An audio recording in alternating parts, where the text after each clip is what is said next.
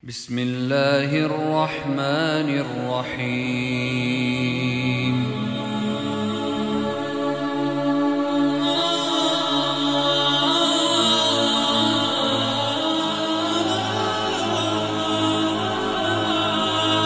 Ada suatu cerita menyayat hati dan perlu kita ambil pelajaran darinya mengenai kegigihan seorang anak kecil untuk melepas rasa rindu kepada Rasulullah Shallallahu Alaihi Wasallam, yang ditulis dalam kitab Maulid Ad-Diba.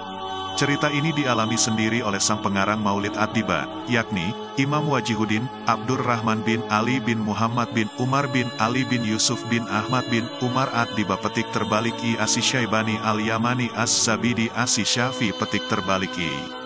Cerita itu bermula saat beliau berkumpul bersama penduduk kota Zabid, ujung kota Yaman, untuk bersiap-siap pergi ke Haramain, Mekah dan Madinah. Mereka akan menempuh jarak kurang lebih 1.500 km dengan menggunakan kendaraan yang saat itu tersedia, yakni onta. Rombongan itu hanya berniat untuk umrah, yang diawali dengan berziarah ke makam baginda Rasulullah Shallallahu Alaihi Wasallam. Tiba-tiba saat akan berangkat, seorang anak kecil kira-kira berusia 8 tahun, datang menuju rombongan itu dengan berlari. Ia langsung menemui Abdurrahman Ad-Dibai selaku ketua rombongan untuk mengutarakan niatnya yang ingin ikut serta berziarah ke makam Rasulullah Shallallahu Alaihi Wasallam yang ia sangat cintai. "Wahai Syekh, bolehkah aku ikut ziarah ke makam Nabi Shallallahu Alaihi Wasallam?" ujar anak kecil. Mendengar permintaan anak kecil tersebut, Syekh Abdurrahman Ad-Dibai tidak mengizinkannya. Dikhawatirkan nanti anak kecil itu akan merepotkan rombongan selama di perjalanan dan di makam. Mungkin ia hanya bermain-main saja.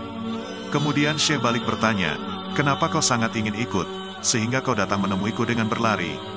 "Aku sangat rindu dengan Rasulullah," ujar anak tersebut. "Sudahlah, kau tetap tak boleh ikut," ujar Syekh. Dengan jawaban yang terkesan lugu itu, tetap saja si anak kecil tadi tidak diperbolehkan ikut dan rombongan ziarah pun mulai berjalan. Singkatnya, rombongan sudah sampai di kota Madinah, tepatnya di makamnya Rasulullah Shallallahu Alaihi Wasallam.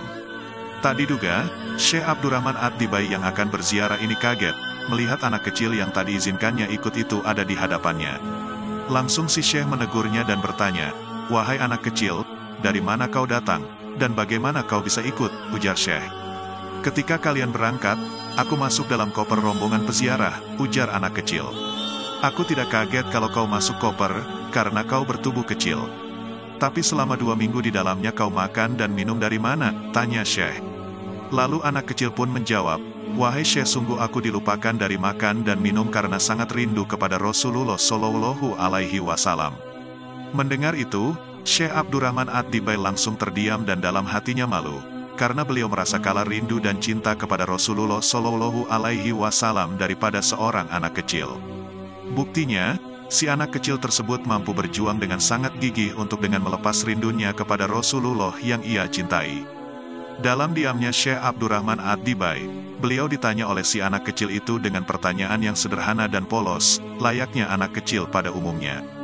"Wahai Syekh, apakah benar tanah ini pernah dipijak Rasulullah?" tanya anak kecil. Syekh menjawab, "Iya." Setelah puas mendengar jawaban tersebut, si anak kecil itu tanpa diduga langsung dengan cepat mengambil tanah yang pernah dipijak Rasulullah untuk diciumnya. Tak berselang lama, anak kecil itu tiba-tiba roboh seakan ia pingsan. Setelah dicek, ternyata anak kecil itu telah wafat. Sesuai aturan waktu itu, jenazah yang bukan penduduk Madinah akan dimakamkan di luar kota Madinah.